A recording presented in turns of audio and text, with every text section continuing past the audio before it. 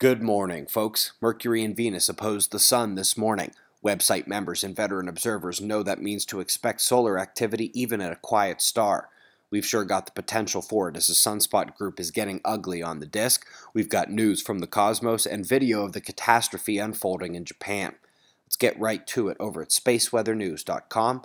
We're finding that the last 24 hours on our star appear relatively calm, but incoming from the left, south of the solar equator, a bright region of ionized iron takes over one's gaze, and that's due to a large and now extremely complex sunspot grouping at Mercury's magnetic connection to the Sun. The growth has set dangerous Delta-class magnetic setup in the center of the expanding group. We'll have to have eyes open today for eruptive activity even as he contends with the Earth facing quiet and our star's trend towards a minimum and away from these larger events. While I wouldn't hold my breath for solar flares, I would go ahead and turn on the solar flare notification alerts on the disaster prediction app just in case.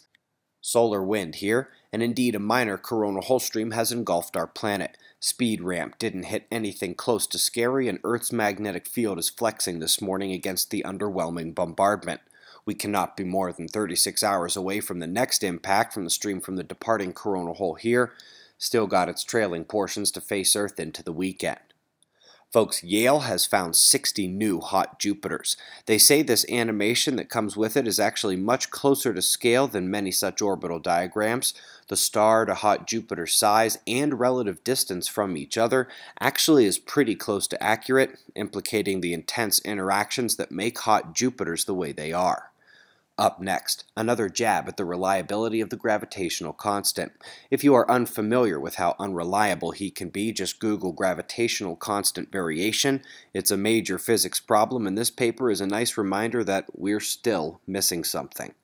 Up next, folks, this seemingly innocuous image actually shows a post-supernova stellar remnant blasting so fast through the galaxy that its shockwave is bunching up particles too quickly, and they end up polluting the inner cone to the tune of a few Earth masses, leaving open doors for planet formation events in the wake of such nova. Speaking of majorly devastating events, remember when Hurricane Joaquin made a 1,000-year flood in South Carolina without ever making landfall? That basically just happened in Japan. A typhoon briefly spun up off the eastern seaboard and drove a convergence line rainstorm that dropped up to inches per hour and lasted for 20 hours. They have not seen an inundation like this since the Fukushima tsunami disaster, and back then, there actually were not as many people evacuated due to the rising waters. Folks, there is just 1 week left in the pre-registration award period where we'll pick 2 pre-registrants for the upcoming conference and do free room upgrades. By the way, when we announce the first female speakers confirmed for 2018 after that date, some of you are likely to be kicking yourselves. It's cool, I've got band-aids and a barge worth of appreciation for all of your support. We've got pressure and radar forecast now, an all-school atmospheric chemistry run, and shots of our star to close. We'll do this all again tomorrow, right here, but right now it's 4:40 a.m. in the new Valley of the Sun. Eyes open, no fear.